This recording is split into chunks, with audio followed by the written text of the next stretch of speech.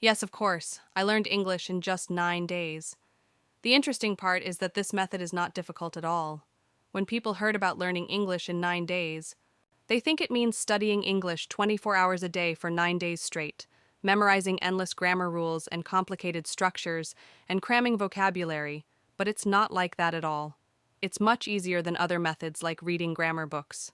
When I told my friends and family that I learned English in just 9 days, their reaction were all the same. No way, that's impossible. But when I explained how I easily learned English in just 9 days, they started wondering, could it really be that simple and effective? Many of them didn't even try the method. Some gave up after just 1 or 2 days. Only one of my classmates, who was from Portugal, managed to stick with the method for the full 9 days.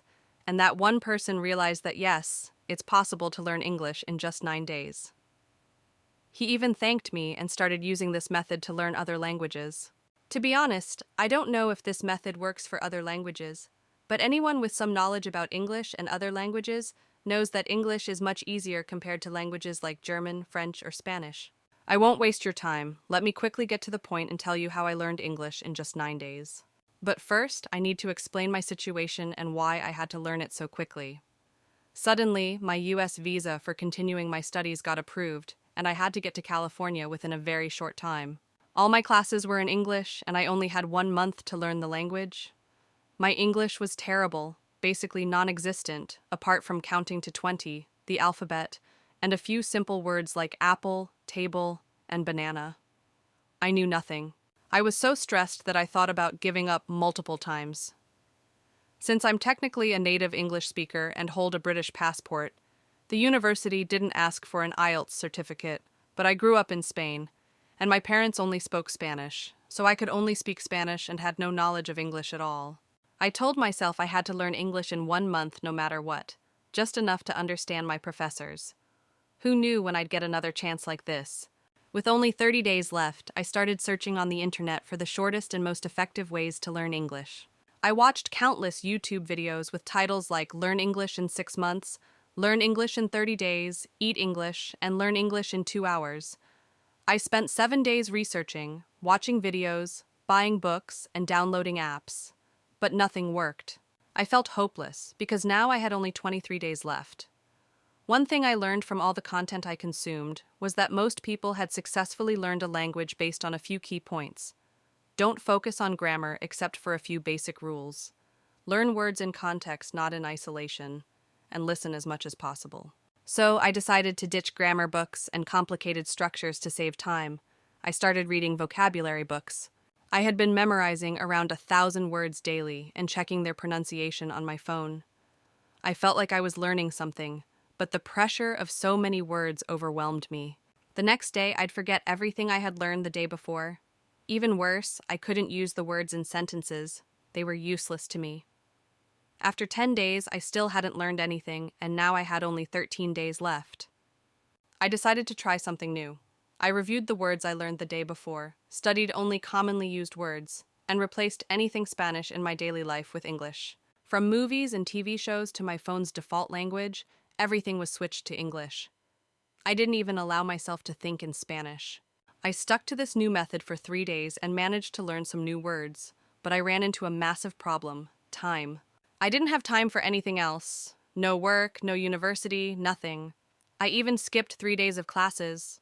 On top of that, I started suffering from insomnia and severe headaches. A doctor prescribed a full day of rest, but even after that, I hadn't made any meaningful progress. With only 9 days left, I was ready to quit, but I told myself to keep trying until the last day. After my mandatory rest day, I sat down with a pen and paper to review everything I'd done so far. I asked myself, what worked? What didn't? Where had I overdone or overlooked things? My conclusions were, memorizing 1,000 words a day was a mistake, but reviewing them was crucial. Learning commonly used words was effective, but skipping grammar entirely wasn't. Immersing myself in English was helpful, but completely ignoring Spanish in my daily life was counterproductive. Finally, I realized I needed to maximize my time by focusing on learning the most common words first, aligned with example sentences. Surrounding myself with English, e.g., movies, series, songs, even if I didn't understand it.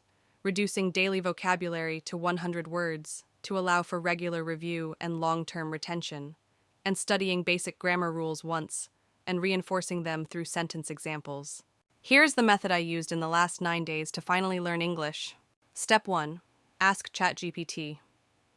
Tell me 100 common academic words and give the most common sentences using those words based on the past simple tense.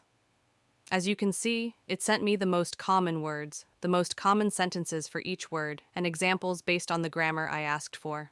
Step 2. Memorize the words and sentences on the same day. Step 3. Review the words and sentences the next day, then again after 3 days, and finally after 7 days to move them into your long-term memory. Step 4. Think in English, interact more with native speakers, and temporarily cut off communication with non-native speakers. Watch English movies and listen to English music, not to learn vocabulary, but to train your ears to the language. By day 9, you'll reach your goal.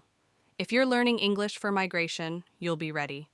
If you're preparing for academic purposes like me, you'll confidently attend your classes. If it's for work, you'll easily communicate with English-speaking colleagues. This method worked for me, and I believe it can work for you too.